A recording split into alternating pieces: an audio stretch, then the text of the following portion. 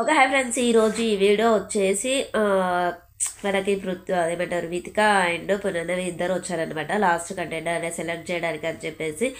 So ఇక్కడ వచ్చేసి అండి మనకి ఏంటి అని అంటే తప్పుగా డిసిషన్ తీసుకున్నారేమో అని అనిపించింది. అది ఎవరి విషయంలో ఎందుకు తీసుకున్నారు ఏంటి అనేది చూద్దాం. ఇంకా ఇక్కడ వచ్చేసి మనకి రారా రెడ్డి అనే సాంగ్ తోటి మనకి డే అనేది స్టార్ట్ అయిపోతుంది అనమాట. అక్కడ వచ్చేసి మనకి డైరెక్ట్ ఫిజికల్ స్ట్రెంగ్త్ దాని గురించి వితిక అండ్ పునర్నవి సెలెక్ట్ చేసుకున్నారు. వాళ్ళు ఇంట్లోకి వస్తారు, ఇంట్లోకి వచ్చాక ట్రూత్ అండ్ డేర్ గేమ్ ఆడుతారు. చిన్న డిస్కషన్స్ లాగా అలా అన్నట్టుగా జరుగుతుంది.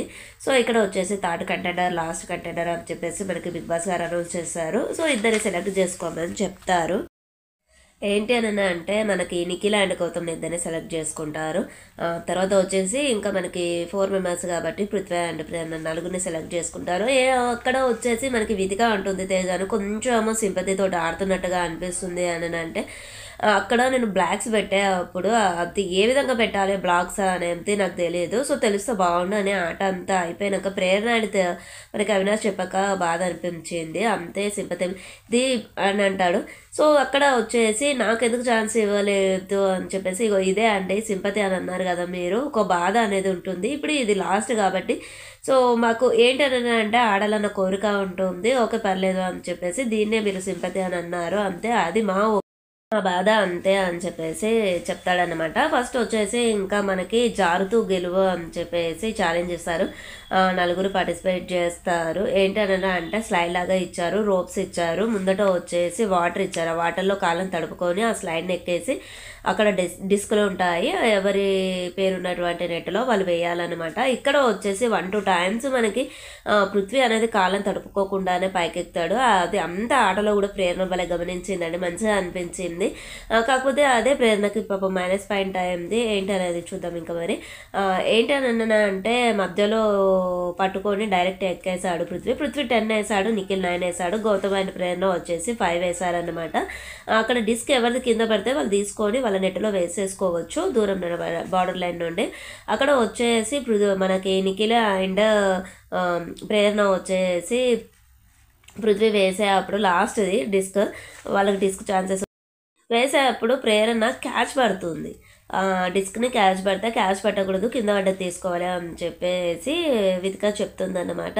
సో దాని కారణంగా తనకి బ్లాక్ బ్యాచ్ వస్తుంది అన్నట్టు. అక్కడ ఏంటి అంటే సంచలకుల మాట వినలేదు, సో బ్రేక్ చేసింది అని చెప్పేసి అన్నట్టుగా తనకి పాపం మైనస్ పాయింట్ నెగిటివ్ పాయింట్ అయిపోయింది. అది అన్నీ చూస్తారా అన్నట్టుగా బుద్ధం పెట్టి చూస్తారా అన్నట్టుగా అయిపోయింది అన్నమాట పాపం తనకి. తర్వాత మనకి వచ్చేసి రోహిణి, అవినాష్, తేజ, వితిక అండ్ పునర్నవిని కొంచెం ఇంట్లో ఎంటర్టైన్మెంట్ చేస్తారన్నట్టు. నెక్స్ట్ వచ్చేసి మనకి 3 పిన్ బోర్డ్స్ ఇచ్చారు. 3 మెంబర్సే ఆడాలి, ఒకరికి బ్లాక్ బ్యాచ్ అనేది ఇవ్వాలి అని చెప్పేసి చెప్తారు. పునర్నవి అండ్ మనకి వితిక చేసుకొని ప్రేరణకి ఇస్తారండి. అదే పృథ్వీ ఫౌల్ గేమ్ ఆడాలని చెప్పడము, మళ్ళీ వెనకాల నిల్చుండి డిస్కుని పట్టుకోవడము.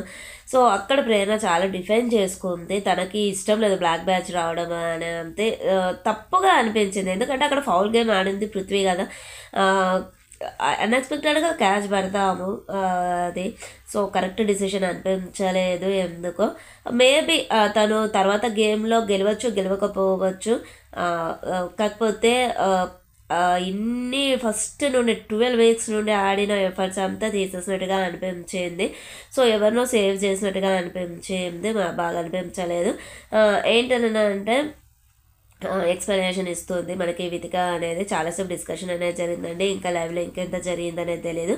సో ఇక్కడ వచ్చేసి మనకి నిఖిల్కి బ్లూ బోర్డు ఇస్తారన్నమాట, అది పెద్దగా ఉంటుంది. పృథ్వీ వచ్చేసి ఎల్లో బోర్డు, గౌతమ్కి పర్పుల్ బోర్డు.